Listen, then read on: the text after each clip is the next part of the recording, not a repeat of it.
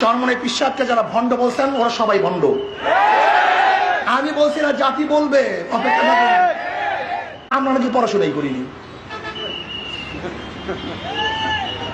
আপনাদের স্টেজ থেকে কি সমালোচনা আসছে যে আমরা নাকি এলাম নাই, পড়াশোনাই করি নাই। অথচ আমিও ডবল কামেল, আমার ভাই আমাদের আমির মুহতারাম তিনিও ডবল কামেল, ফেক আমরা ফার্স্ট ক্লাস। অথচ তারা বলে পড়াশোনাই করি নাই। এই সমালোচনা, এই মিথ্যা সমালোচনা করতেছেন। আপনাদের মূর্খতা গোটা দুনিয়ার মধ্যে ছড়ায়া পড়তেছে, জাহালাত গোটা দুনিয়ার মধ্যে ছড়ায়া পড়তেছে। আমি অনুরোধ করব আমাদের সমালোচনা করবেন, এটা আমার অনুরোধ। যৌক্তিক সমালোচনা করবেন, এইটাই তো সৌন্দর্যতা। চরমনে পিশাব অমুক জায়গায় চাঁদাবাজি করছে, চরমনে পিশাব এই মিথ্যা কথা বলছে, এটা ধরিয়ে দিবেন।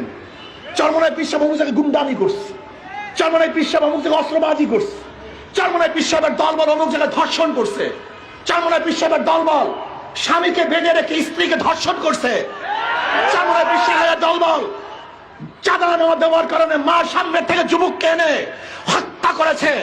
চরমনের দলবল তারা চাঁদা না দেওয়ার কারণে মানুষকে পাথর মেরে ফেলেছে। বলুন আপনারা সমস্যা কি?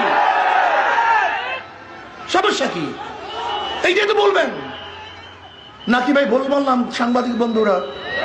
এই জন্য আমরা গণতন্ত্র, এইটাই তো গণতন্ত্র। অ্যাটাক করুন, আমাদের ভুল ধরিয়ে দেন, জাতিকে জানিয়ে দেন যে আপনারা এই কাজ করছেন, আমরা খুশি হব। কিন্তু কিছু না পেয়ে আমরা পড়াশোনা করি নাই, মিথ্যা কথা বলি, গাঁজা খাই, নেশা করি, ভণ্ড। শোনেন, চরমনে পিশাবকে যারা ভণ্ড বলছেন ওরা সবাই ভণ্ড।